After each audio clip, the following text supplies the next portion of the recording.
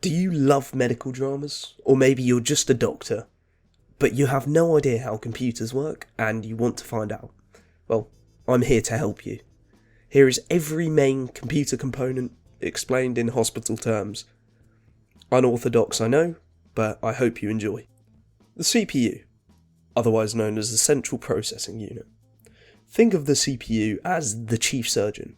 They make the critical decisions and perform all the operations, as well as calling the shots throughout all medical processes.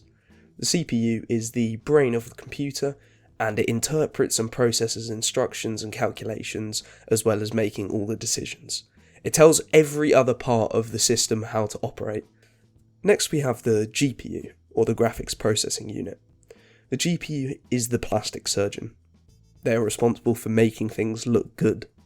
It handles just about everything related to visuals. It renders graphics, images, and videos by processing the data provided to create the images you see on your screen.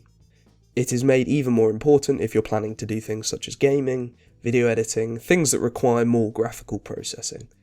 You want your graphics to be given that BBL treatment to make them nice and smooth. RAM, the random access memory. RAM is the nurse, always on their feet, juggling multiple tasks without forgetting, making sure everything is in smooth working order. The RAM is the short-term memory of the computer. It stores data temporarily that the CPU needs to access quickly, aka patient files the main surgeon may need whilst operating. When you run a program, RAM provides the space for them to operate. Okay, yeah, I'll stop doing that now. When the program closes, RAM frees up for new tasks. Right, storage. The storage is the medical records department, keeping all the information, whether it's important or not, it needs to be kept.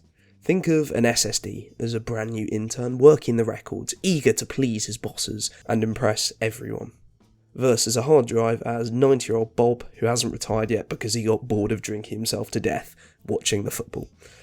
Storage refers to either a hard drive or an SSD, which both store your data. SSD is fast and hard drive is slow. And if you've somehow got this far, please subscribe as you'll probably enjoy the other nonsense that I upload. The motherboard. The motherboard is the hospital administrator who makes sure all the hospital departments are connected and running smoothly, and keeping everything coordinated while allowing information to be transferred between. The motherboard is the central circuit board of the computer that connects all the components. Without a motherboard, computer components wouldn't interact, and that would make function impossible. Power supply. Think of the power supply as the heart surgeon. They are responsible for making sure that the blood keeps pumping, so all the other organs can function as intended. The power supply, or also known as the PSU in some cases, converts electricity from the wall to the appropriate voltage and provides all the parts with power. If the PSU fails, the computer won't work, just the same as our hearts. And finally, the case. This one is pretty self-explanatory, but since I've gotten this far, it houses all the patient, staff, equipment, as well as providing the correct temperature, aka cooling. The case, in theory, keeps the components safe from dust and damage. However, we all know that it needs cleaning frequently, just like the inside of a hospital. And there we have it. Thanks for watching, and I'll see you soon.